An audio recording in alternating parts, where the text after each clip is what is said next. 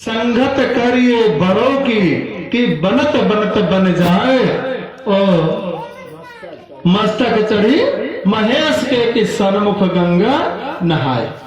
तो संगत करिए बड़ों की, जैसे एक भावरा है फूल की संगत करके भगवान भोले बाबा के मस्तक पर जाकर के बैठ जाता है।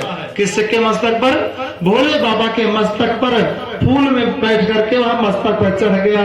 उसके बाद जब जल चढ़ता है दूध की धारा, तो शंकर भगवान के साथ साथ भौरे के ऊपर भी चढ़ जाता है दूध की धारा। बताओ कितना लाभ है। बड़ों की संगत करो। और बड़ा किसे कहते हैं?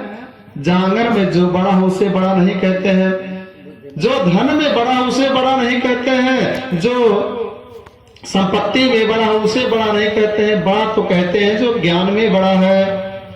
कहते हैं महाराज, धन वृद्धो बल वृद्धो आयु वृद्धस्तथैव च ते सर्वेपि ज्ञान वृद्धस्स किंकिरा शिष्य किंकिरा। जो ते सर्वेपि ज्ञान वृद्धस्स, सबसे बड़ा वही है जो ज्ञान में बड़ा है। अगर हम पाप करते हैं तो ज्ञानी तो बन नहीं सकते हैं, वो तो पापी का नाम संज्ञा दिया जाता है। तो ज्ञान प्राप्त करो। और ज्ञान प्राप्त कहाँ से होगा? भगवान के भक्ति से ज्ञान प्राप्त होगा। भागवत की कथा सुनने से, भागवत पढ़ने से। और इतना सुंदर साधन है आजकल बन गया है, बहुत सुंदर साधन, मोबाइल का साधन।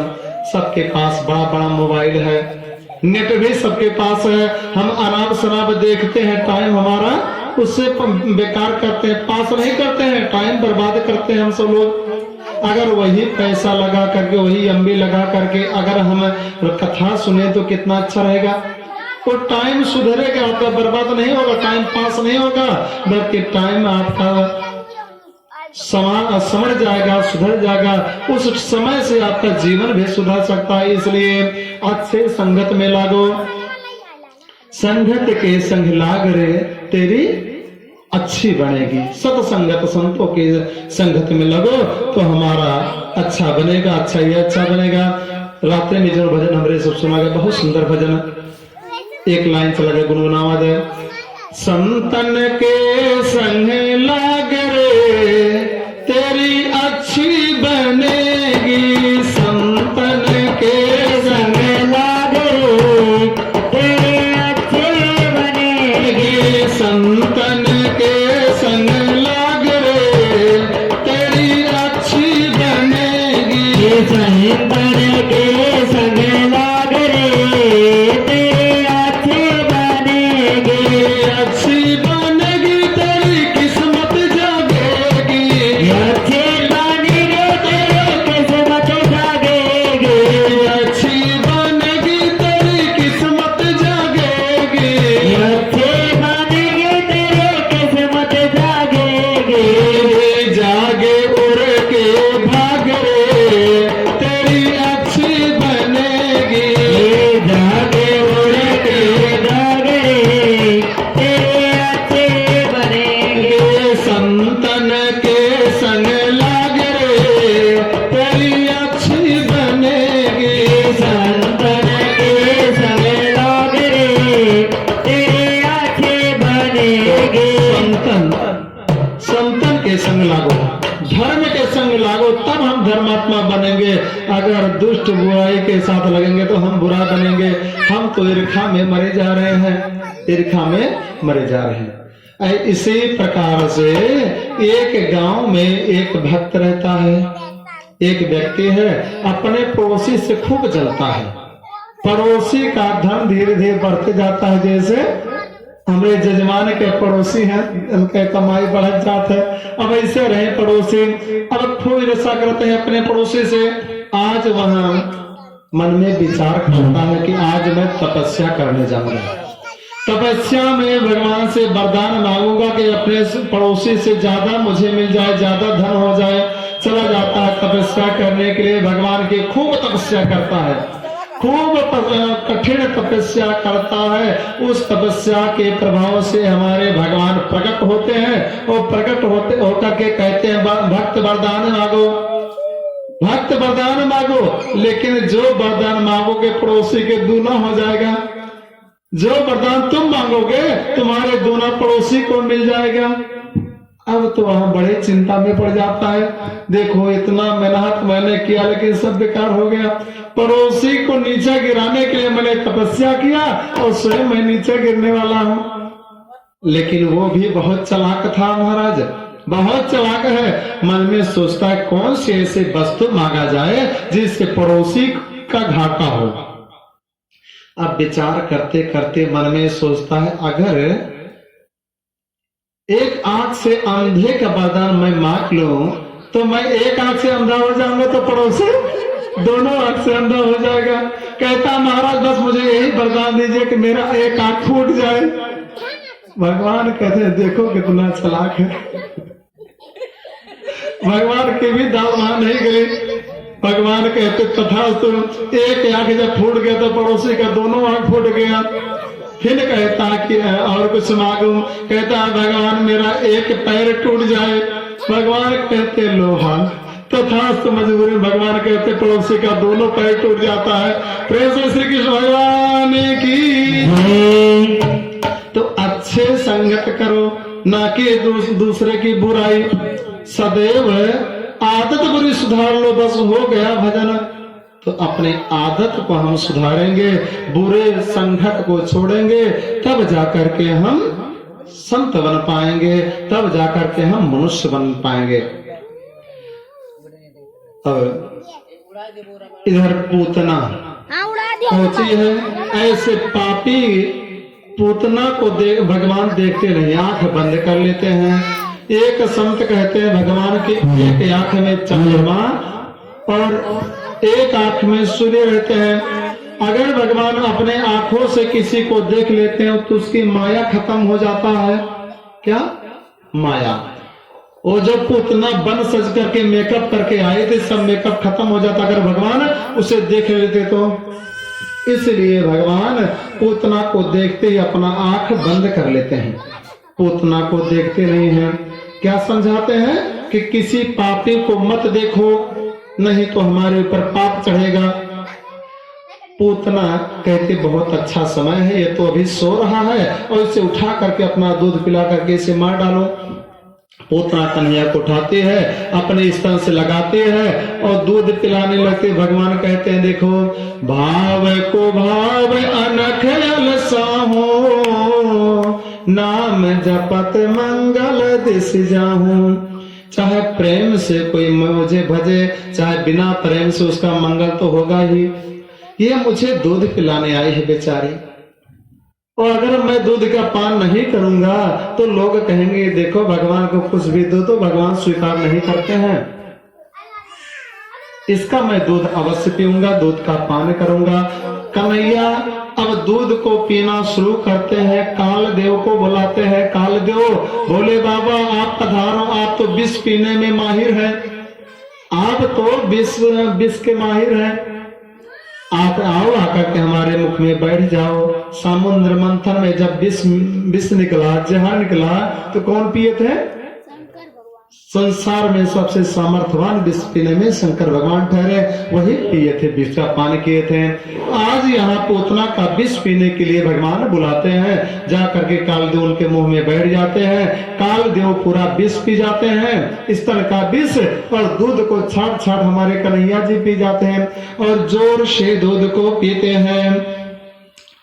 अब दूध का पान कर रहे हैं, धीरे धीरे दूध खत्म हो जाता दूध स्थान से, धीरे धीरे उसका शरीर से पसीना निकलने लगा पूतना के शरीर से। अब पूतना का प्राण पखेरु निकलने लगता है। पूतना कहती है अरे छोड़ दे, अरे छोड़ दे, सा मुंच मुंचाल मिति प्रभासिनी। बार बार कहती अरे मुझे तू छोड़ दे, अब बस कर, मुझे छोड़ दे। कन्हैया मुस्कुराते हैं, मानो कहना चाहते हैं मैया मैं जिसे पकड़ लेता हूँ कभी छोड़ता नहीं हूँ। भगवान तो चुंबक की तरह है ना, एक बार जिसे कस के पकड़ लेते हैं फिर उसे छोड़ते नहीं है। भगवान तो पहले पकड़ते ही नहीं है और जब पकड़ लेते हैं तो छोड़ते नहीं है। भगवान कहते हैं मैया मुझे पकड़ना तो आता लेकिन छोड़ना आता नहीं है, अगर छोड़ दूंगा तो हमारा भक्त गिर जाएगा। इसलिए कितना भी कठिनाई पड़े, समस्या पड़े, भगवान को भूलना नहीं चाहिए। भगवान सदैव हमारी पग पग पर रक्षा करेंगे, क्योंकि भगवान जब पकड़ लिए तो छोड़ने वाले वो नहीं है। तो कितना भी दुख पड़े, कष्टाएं पड़े, उसमें सहन कर करके समय का इंतजार करने चाहिए, अच्छे समय का प्रतीक्षा करना चाहिए। आज भगवान जोर से स्तन को खींचते हैं और उसका सब माया खत्म हो जाता, बनावटी रूप। पूतना वहां से गिरती है, जोर से धाम से विशाल शरीर से गिरती है, जाकर के नंद बाबा के महल से यमुना जी की नदी तक उसका शरीर, इतना विशाल भयंकर शरीर उसका गिरता है। और जहां गिरती है घर टूट जाता है, पेड़ पौधा सब टूट जाता है, इतना जोर से धाम का आवाज आता है। अब इधर सब लोग सोचते हैं, मन में विचार कर, भगदड़ बच जाता है, क्या हुआ क्या हुआ। देखते हैं तो राक्षसी मरी पड़ी है पूतना, और दौड़े दौड़े जाते हैं, कन्हैया को ढूंढते, हमारा लल्ला कहाँ गया, लल्ला कहाँ चला गया। कन्हैया को इधर उधर ढूंढने लगते हैं, कन्हैया कहीं मिलता ही नहीं है। अब एक नन्हा सा बालक वहां था, वो कहने लगा, देखो मैया कन्हैया को तो ऊपर देखो, वहां कन्हैया ऊपर बैठा हुआ है। इतना विशाल शरीर, वर्णन में आता है कि पूतना का शरीर 7 कोस में था। कितना? 7 कोस जितना लंबा पूतना का शरीर है। उसका एक एक स्तन अंगों का वर्णन किया गया भागवत में। उसका स्तन का वर्णन है, एक एक स्तन दुग्ध स्थान पहाड़ के जैसा ऊंचा ऊंचा था, इतना विशाल उसका देह था। किसका? पूतना। पूतना का इतना विशाल शरीर है, उसके ऊपर हमारे कन्हैया बैठे। अब बताओ, पहाड़ के ऊपर किसी को बैठा दिया जाए तो कितना बड़ा दिखाई पड़ेगा? छोटा फूल की तरह दिखाई पड़ेगा। पहाड़ पे हमने सब लोग दिखाया था वृक्ष, क्या दिखाया था? वृक्ष। तो वृक्ष इतना छोटा छोटा दिखा था, एकदम छोटा छोटा दिखाई पड़ता है ना, उतना ही छोटा है नहीं, वो तो विशाल विशाल है। तो जितना दूर वस्तु रहेगा उतना छोटा दृश्य होगा, दिखाई देगा। कन्हैया नन्हे से फूल के तरह पूतना के स्तन पे बैठे हुए खेल रहे हैं। अब वहां सब लोग सीढ़ी लगा करके, सीढ़ियां जोड़ जोड़ करके पूतना के ऊपर चढ़ते हैं और जाकर के कन्हैया को लेकर के आते हैं। यशोदा मैया कहते हैं, देखो हमारा लल्ला राक्षस का दूध पी लिया है, इसका बुद्धि तो बिगड़ जाएगा। क्यों? क्योंकि कहा जाता है जैसा खाए अन्न वैसा होगा मन। जैसा हम अनाज खाते हैं उसी प्रकार से मन होगा। अगर राक्षस का अन्न खाते हैं तो बुद्धि हमारा राक्षस का हो जाएगा, पूजा पाठ में मन नहीं लगेगा। राक्षस का अन्न क्या है? मांस, मदिरा, सुरा, ये सब जो है राक्षस का अन्न है।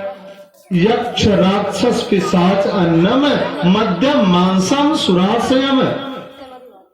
इस मांस, मदिरा, सुरा, ये सब राक्षस का अन्न है। अगर हम राक्षस का अन्न खाते हैं तो राक्षस के जैसा बुद्धि हो जाता है, फिर पाप हमारे अंदर बैठ जाता है। कलयुग भी मांस में रहता है ना, हिंसा में कलयुग है, शराब में कलयुग है।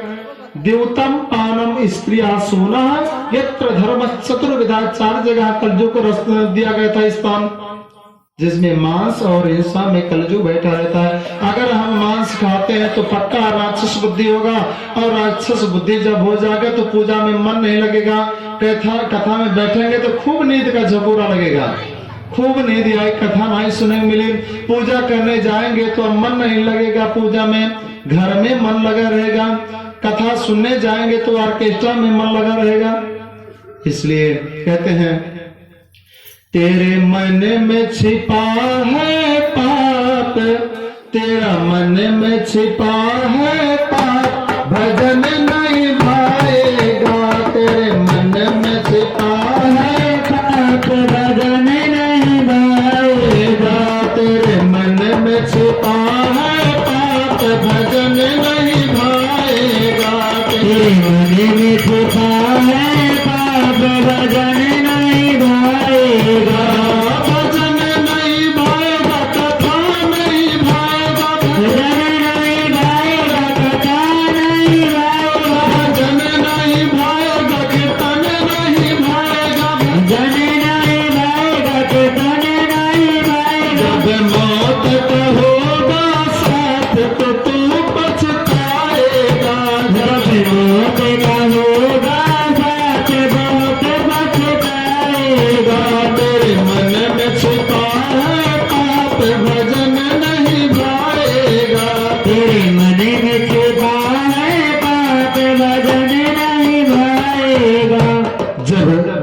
जब तक हमारे मन में पाप बैठा है भजन तो अच्छा नहीं लगेगा, भजन नहीं भाएगा मतलब भजन अच्छा नहीं लगेगा। अधिकतर हम देखते हैं कथा करते समय लोग आते हैं बैठ करके कथा सुनने के लिए लोग आते हैं, लेकिन यहाँ आकर के कथा सुन नहीं पाते हैं, है ना। कोई सोने में मस्त है, कोई इधर उधर की गप सड़ाका करने में मस्त है, कोई छकड़ी बकड़ी घर द्वार बाल बच्चे की बातें करने में मस्त है। खूब नींद लगता है, क्यों? क्योंकि अंदर जो बैठा है, कौन बैठा है? पाप है। पाप है कलयुग का बाप। जब यहाँ पाप बैठा, कलयुग भी उसके साथ बैठा। कलयुग कहता मत सुन कथा, नहीं तो तू सुधर जाएगा, तो फिर पाप कौन करेगा? हमारे पिता को मानेगा कौन? हमारा पिता का तो रोजी रोटी बंद हो जाएगा। मत सुन कथा, मत कर पूजा, नहीं तो तू सुधर जाएगा। और हम भी कलयुग का बात मान लेते हैं। नींद जब आता है तो कहते हैं चलो कम से कम कथा के बहाना तो सो तो लेंगे, है? कथा के बहाना सो लेंगे, कितना अच्छा समय है। देखिए अक्सर कथाओं में बहुत नींद आता है, कारण क्या है? खूब नींद लगता है कथाओं में। कथाओं में नींद लगता है क्यों? एक बार भगवान श्री रामचंद्र रावण के युद्ध में राम जी विभीषण को कुंभकर्ण को मार देते हैं, मार डालते हैं। जो कुंभकर्ण जो 6 महीना सोता है, 1 दिन जागता है। ऐसे कुंभकर्ण निद्रा के वशीभूत कुंभकर्ण को जब भगवान श्री राम जी मार देते हैं, उसके अंदर से निकलती है निद्रा देवी, जो उसे हर हमेशा सुताए रहती है। निद्रा देवी बाहर निकल करके भगवान से कहती है, हे राम मैं तुमसे बदला लूंगी। राम कहते हैं कैसे बदला लोगी, बताओ तो सही। कहती है ये बताओ महाराज, ये बताओ राम जी, आप वैकुंठ में कौन जाता है? वैकुंठ में कौन जाता है? कहते हैं जो कथा सुनता है वही वैकुंठ में जाता है, जो पूजा करता है वो वैकुंठ में जाता है। तो निद्रा देवी कहती है देखो आज से मैं किसी को कथा सुनने नहीं दूंगी, जो भी कथा में बैठेगा उससे ऊपर जाकर के सवार हो जाऊंगी, उसके ऊपर बैठ जाऊंगी। जब कथा वो सुनेगा नहीं तो वैकुंठ में जाएगा नहीं, आपको कोई मानेगा नहीं, भक्ति भाव करेगा नहीं, तो आपका मान सम्मान खत्म हो जाएगा। वैकुंठ में ताला लगाना पड़ेगा, आपका गोदाम तो खाली पड़ा रह जाएगा। भगवान कहते ठीक है, अगर ऐसा है तो मैं भी एक नियम लगाता हूँ, जो भी कथा में बैठेगा अगर नींद आ जाएगा, जय श्री कृष्ण बोलेगा तो उसका नींद खत्म हो जाएगा।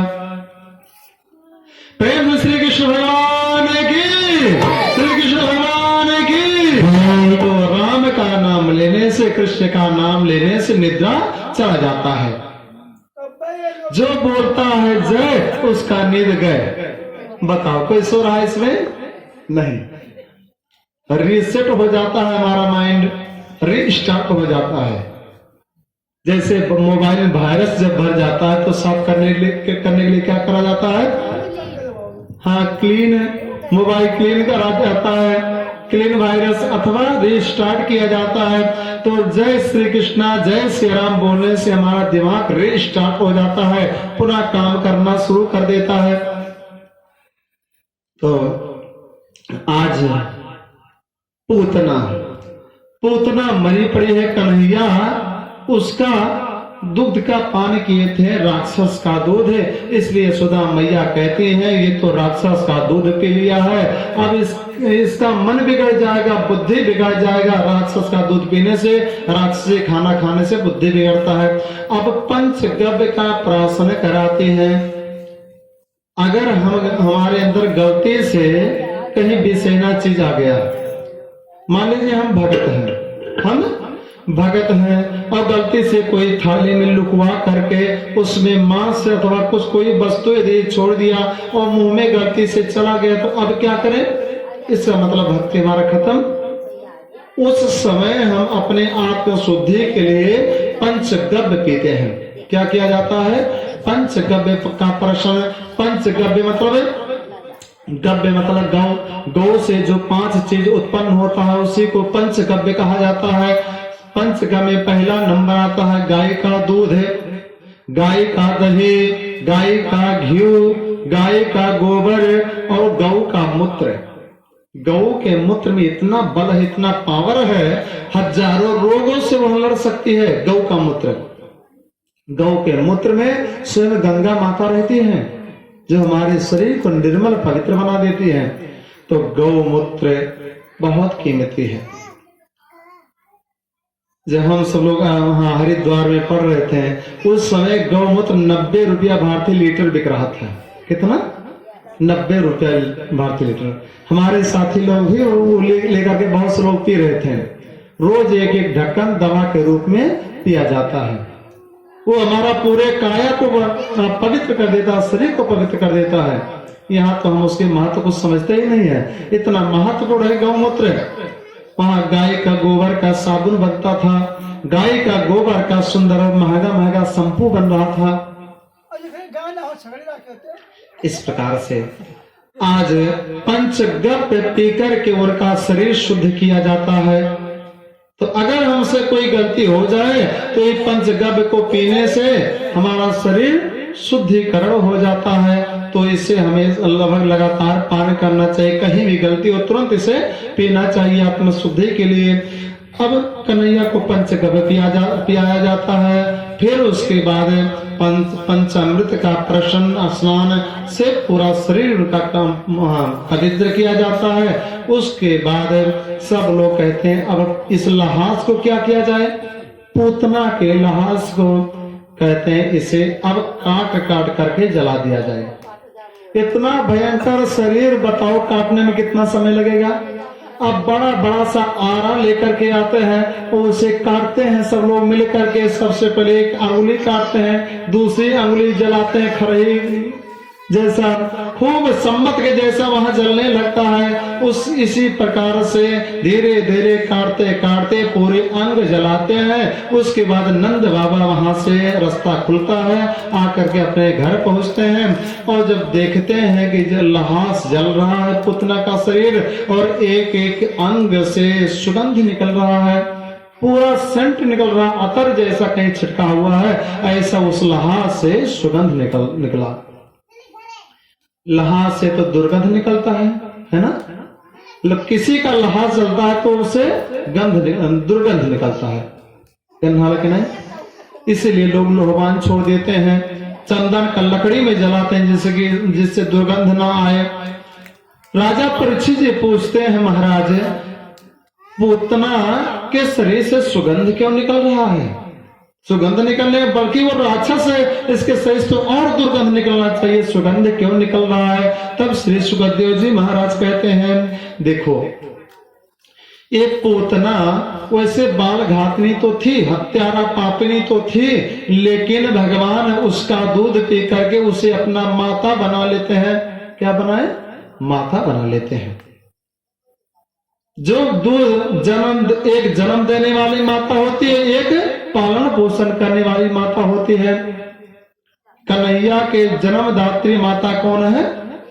देवकी, और पिता वसुदेव जी। उनके कर्म पालन पोषण करने वाली माता कौन है? यशोदा मैया, और पिताजी नंद बाबा। अब इसी प्रकार से आज एक मातृभाव और प्रकट करते हैं हमारे कन्हैया पूतना के ऊपर दूध पी करके उन्हें भी अपना माता बना लेते हैं। अब बताओ कन्हैया के जो माता है उनके शरीर से दुर्गंध कहाँ से आ सकता है? दूसरी बात है कन्हैया का हाथ उनके ऊपर लग जाता है पूतना के ऊपर, और जिसके ऊपर भगवान का हाथ हो वो कहीं दुर्गंधित हो सकता है? जिसे भगवान छू लेते हैं वो तो सब अमृत हो जाता है। ऐसा भोग लगाओ मेरे ठाकुर सब अमृत हो जाए रसिया। जो पानी है वो अमृत बन जाता है। पानी जल नहीं, पानी वो अमृत बन जाता है भगवान के छूने से। भगवान से प्रार्थना करते भगवान ये सब प्रसाद अमृत बन जाए, आप छू लो, आप इसे एक ग्रहण, उसके बाद सुगंध ग्रहण करो, ये अमृत बन जाता है। तो भगवान के छूने से पूतना का शरीर पूरा सुगंधित हो गया, इसलिए जलाने के बाद वहां से सुगंध निकल रहा है, जैसे धूप बत्ती जैसा सुगंध निकल रहा है पूतना के शरीर से। पूरा नगर महक रहा है, गमक रहा है। कहते हैं महाराज ये पूतना कौन है और उस राक्षस का दूध भगवान क्यों पिए?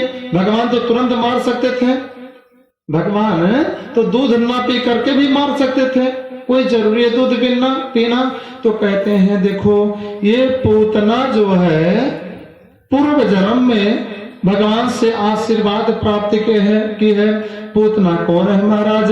कहते हैं ये पूतना पूर्व जन्म में राजा बलि की लड़की थी, राजा बलि की लड़की जिनका नाम था रत्नमाला। नाम का रहा रत्नमाला। पूतना राजा बलि की लड़की रत्नमाला, राजा बलि